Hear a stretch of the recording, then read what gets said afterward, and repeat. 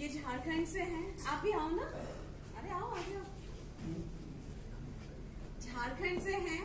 Last 19 को मैं पानीपत जा रही थी, किसी कैंगन के सिलसिले में जा रही थी, और कुदरती ऐसा हुआ कि उसी ट्रेन में ये मुझे मिले। मालवा में हम जा रहे थे, और ये मान के चलिए 11 बज चुके थे, सोने की तैयारी थी।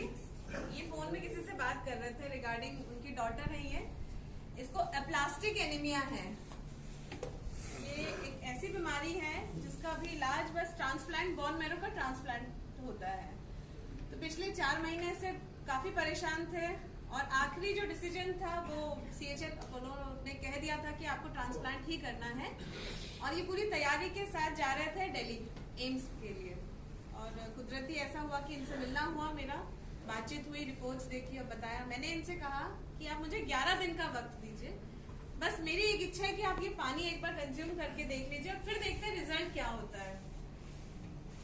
ये बात ट्रेन में हो रही थी, ये सारी ट्रेन में रात के 11 बजे, बस सोने वाले थे लेग में, बीच वाले उस पे बर्थ पे थी, और भैया सबसे टॉप पे थे, और ऐसे हमारी बात हो रही थी।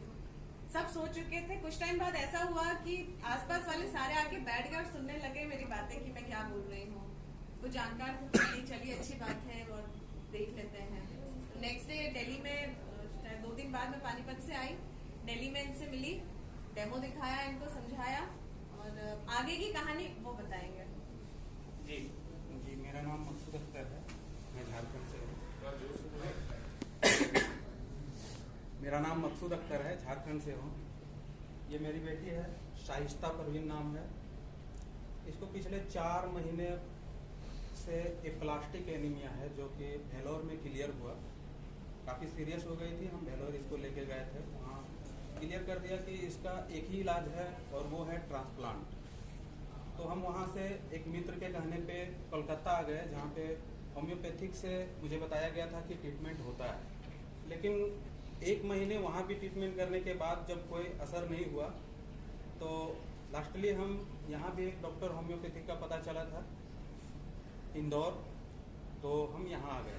यहाँ आने के बाद हमने वहाँ भी ट्रीटमेंट करवाया। उस टाइम इसका प्लेटलेट्स 24,000 था, जब हम यहाँ लेके आए थे उस टाइम चेक करवाया तो 24,000 था। ट्रीटमेंट चालू हुआ होम्योपैथिक का, वो 10 दिन का टाइम लिए, और कोई बेनिफिट मुझे नहीं समझ में आया। 10 दिन में प्लेटलेट्स घटता गया।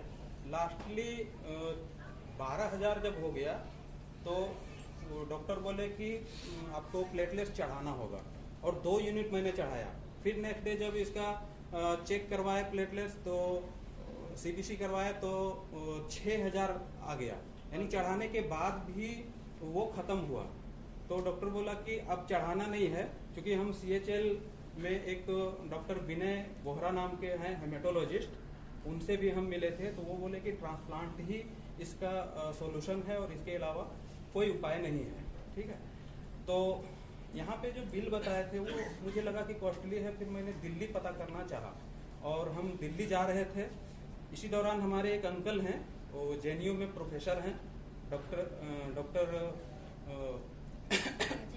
ये ख्वाजा इकरामुद्दीन नाम है उनका।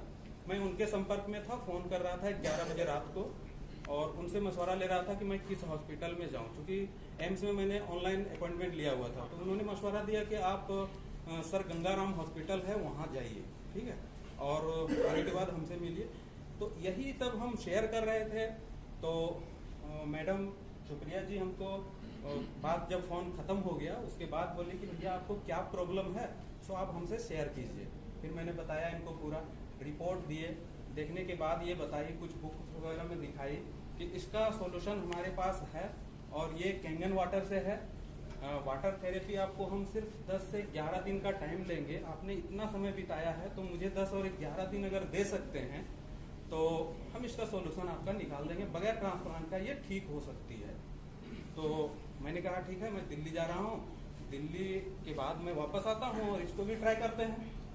और दिल्ली से मैं हमको मिले, जैसे बताया, वहाँ डेमो देखे। डेमो देखने के बाद वहाँ से हम पानी लिए लगभग 10 लीटर, और 2-3 दिन के लिए वहाँ लिए थे, इसको पिला रहे थे। और वापस फिर हम वहाँ से सब कुछ करने के बाद मैंने अपना सारा पेपर तैयार कर लिया था ट्रांसप्लांट के लिए सर गंगाराम हॉस्पिटल में। उसके बाद हम वापस आ गए इंदौर। इंदौर आने के बाद मैं कंटिन्यू इनके पास आया, और 5 दिन बाद छठे दिन में इसका सीबीसी करवाया और रिजल्ट जो आया, जो 7000 प्लेटलेट्स था वो बढ़ के 26,000 हुआ। हीमोग्लोबिन 6.2 ग्राम था।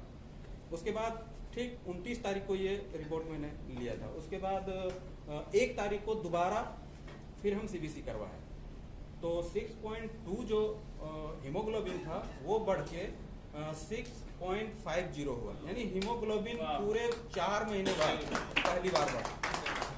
अभी तक बस डिक्रीज हो रहा था 4 महीने पहले जब इनको ये बात तो पता जितने चली। बार हमने उसको पहली चेक बार किया, हर 19 बार हुआ। वो नीचे जा रहा था। मैं पूरे 4 महीने में इसको 8 यूनिट ब्लड दे चुका था और 8 यूनिट प्लेटलेट्स चढ़ा चुका था। अब मुझे जिस हिसाब से लग रहा है कि अब चढ़ाने का नौबत नहीं आएगा, धीरे धीरे इंक्रीज कर रहा है। ये क्या महसूस कर रही है पानी पीने के अच्छा बाद? महसूस कर रही हूँ। पहले से ज़्यादा ताकत आई है मुझमें। पहले मैं थोड़ा सा भी ढंग से चल नहीं पाती थी, अभी लगभग 1 किलोमीटर बिना थके चल सकती हूँ। बाथरूम तक जाने में इसको काफी प्रॉब्लम हो रहा है। यानी जब मैं वेलोर गया था तो मेरे पास इतना कम टाइम बचा था, मुझे लग रहा था कि अगर हम बाय ट्रेन जाएंगे तो शायद बहुत कुछ हो चुके होंगे। तो मैं बाय एयर वहाँ पहुँचा था और तुरंत जाके एडमिट किया था। और मैं कुर्बानी, जो हम लोग का ईद उल अजहा होता है जिसमें नमाज पढ़ा जाता है, हॉस्पिटल में बिताया था। इस साल मैं नमाज भी नहीं पढ़ पाया था, इस हालत में था। तो वहाँ जाने के बाद क्लियर हुआ कि इसको एप्लास्टिक एनीमिया है और पूरा कहानी ये सब। ये बच्चे की मम्मी क्या महसूस कर रही है? अच्छा महसूस कर रही हूँ। मजीना लगाए